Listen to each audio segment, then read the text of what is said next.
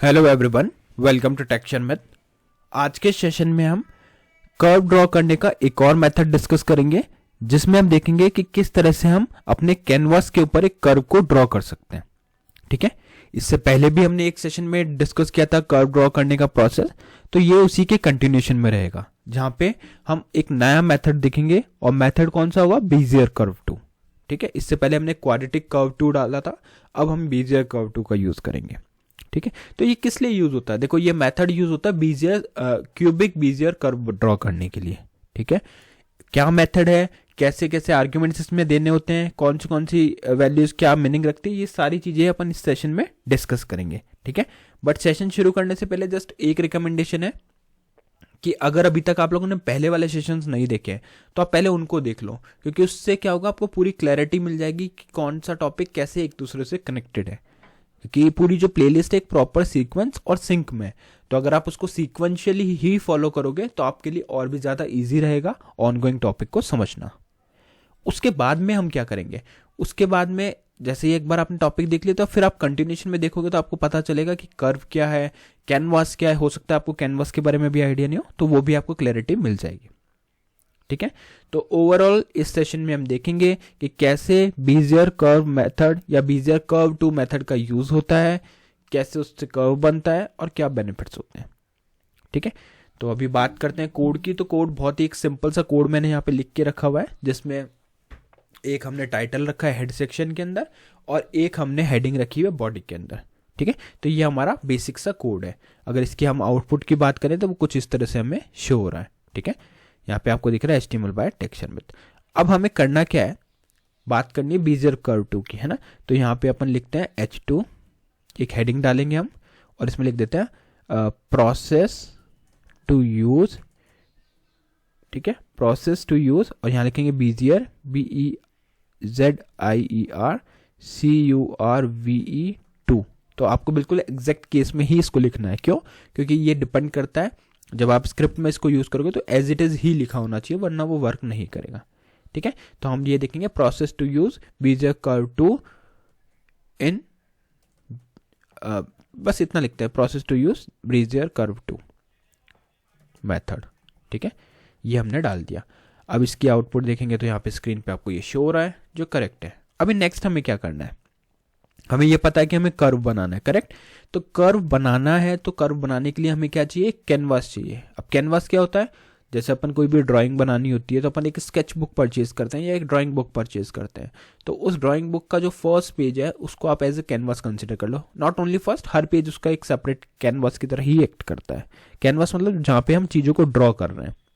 ठीक है, तो बनाते हैं उस कैनवास को। उसके लिए आपको लिखना पड़ेगा कैनवास, और यहाँ कैनवास के अंदर हम देंगे विड्थ, हाइट और उसकी आईडी। तो मैंने आईडी दिया, यहाँ पे आईडी लिखेंगे हम, आईडी, और आईडी को नेम दे देते हैं कैनवास 1। ठीक है, तो आईडी में हमने दे दिया कैनवास 1। उसके बाद में हमें लिखना है विड्थ। विड्थ में हम डालेंगे 600 पिक्सल्स, फिर हम देंगे हाइट, और हाइट में हम डालेंगे 300 पिक्सल्स। ठीक है, ये हमने हाइट और विड्थ इसके सेट कर दिए। बट अगर अभी आउटपुट देखोगे तो कुछ भी शो नहीं होगा। रीजन? क्योंकि अभी तक कुछ भी स्टाइल अपने उस पर अप्लाई नहीं किया। तो स्टाइल डाल देते हैं, बॉर्डर डाल देते हैं। बॉर्डर में मैं डालूंगा 5 पिक्सल्स का, और इसकी 5 pixel solid black, solid black. ये हमने डाल दिया, सेव किया, रिफ्रेश किया। तो जैसे ही आप इसको रिफ्रेश करते हो तो आपका जो कैनवास है वो बॉर्डर के साथ आ जाता है। अब यहाँ पे मैं एक चीज़ पे फोकस करूँगा कि देखो, जब भी कई बार क्या होता है, किसी को बोला जाता है कि शेप एक रेक्टेंगल बनाना है, तो वो क्या करते हैं, डायरेक्टली कैनवास ड्रॉ कर देते हैं और उनको लगता है कि यही रेक्टेंगल है। बट ये नहीं है। ये क्या है? ये सिर्फ एक वो पेपर है जिसपे आपको ड्रॉ करना है। हमने बस इसको बॉर्डर दे दिया जिससे हमें पता चले कि कहाँ तक का हमारा एरिया कवर हो रहा है। ठीक है, बट ये एक्चुअल शेप नहीं है। अब इसके ऊपर जो ड्रॉ करोगे वो शेप होगी। और आज हम क्या ड्रॉ करेंगे? कर्व। किसके थ्रू? बीजियर कर्व टू मेथड के थ्रू। ठीक है, तो देखते हैं कैसे बनेगा। अब यहाँ इतना काम करने के बाद में हमें स्क्रिप्ट की नीड पड़ेगी। तो यहाँ पे लिखेंगे स्क्रिप्ट। स्क्रिप्ट में हमें लिखना पड़ेगा, सबसे पहले तो अपने को कनेक्ट करना पड़ेगा इस स्क्रिप्ट को। तो कनेक्ट कैसे होगा? कनेक्ट करने के लिए आपको लिखना पड़ेगा वेयर सी इक्वल, और यहाँ पे लिखेंगे क्या? Document dot gate element by ID, और इसके अंदर हमें आईडी स्पेसिफाई करनी होगी। ठीक है, तो आईडी हम स्पेसिफाई करेंगे क्या, जो भी आपने आईडी वहाँ पे मेंशन की है। तो हमने क्या मेंशन किया हुआ है, कैनवास 1, तो वही कैनवास 1 यहाँ पे भी आपका आ जाएगा। ठीक है, उसके बाद में आपको इसको ये लाइन क्या कर रही है, ये आपके कैनवास को कनेक्ट कर रही है आपके वेरिएबल सी से।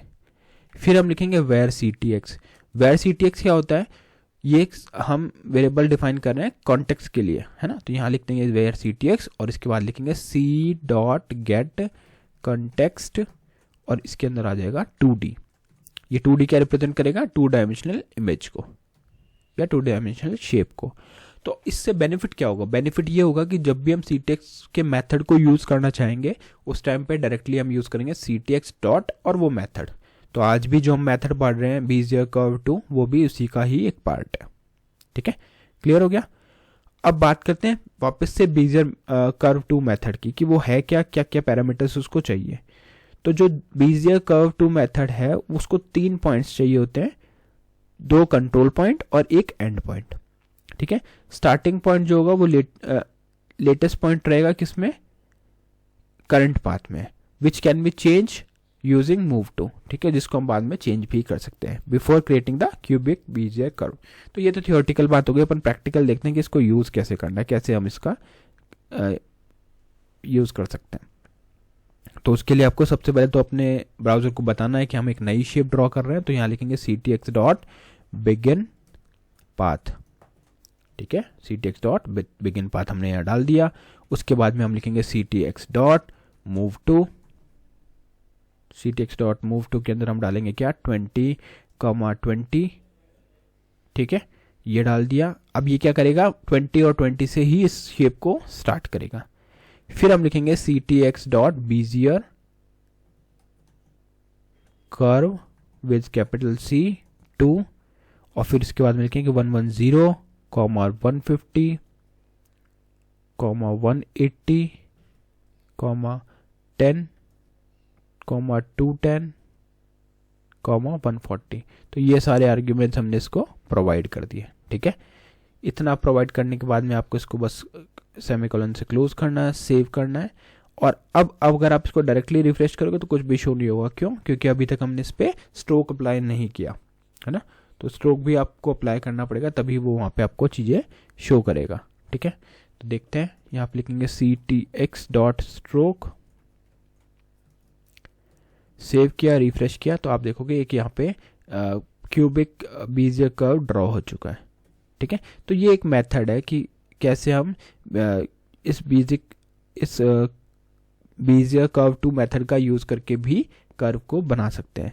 रही बात इन कोऑर्डिनेट्स की, तो आप कोऑर्डिनेट्स का डायरेक्टली कैसे पता करोगे, देखो मैंने क्या कुछ थोड़ा सा प्रैक्टिस किया तो उससे मेरे को पता चला कि कौन सा कर्व कैसे ड्रॉ होता है, क्या क्या उसके कोऑर्डिनेट्स रहते हैं।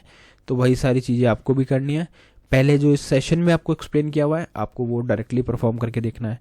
अगर वो एज इट इज़ आपका ड्रॉ हो रहा है आपके कैनवास पे, उसके बाद आप उसमें वेरिएशन कर सकते हो। जैसे अभी इसमें मैं सोचता हूँ कि मुझे 20 और 20 की जगह 40 और 20 से शुरू करना है, तो मैं यहाँ पे ट्राई करूँगा, सेव करूँगा, रिफ्रेश करूँगा, तो देखो 40 से यहाँ आ गया।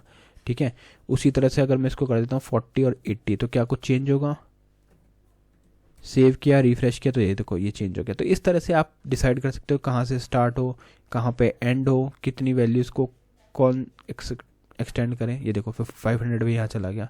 तो बट ये आपको ध्यान रखना कि कैनवास किस शेप से भी मैच करें, क्योंकि डिपेंड वही करेगा है ना कि कैनवास में क्या आपने डाला हुआ है।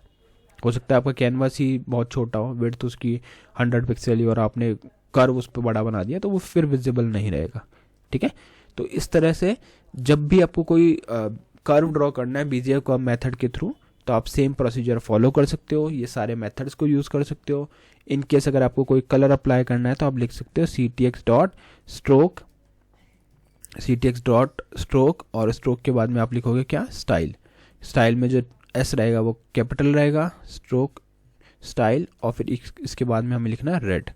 तो ये क्या करेगा, अभी रेड कलर में इस स्ट्रोक डिज़ाइन को डिज़ाइन कर देगा। तो यहाँ पे जो आपका कर्व शो हो रहा है अभी वो एक रेड कलर में आ रहा है।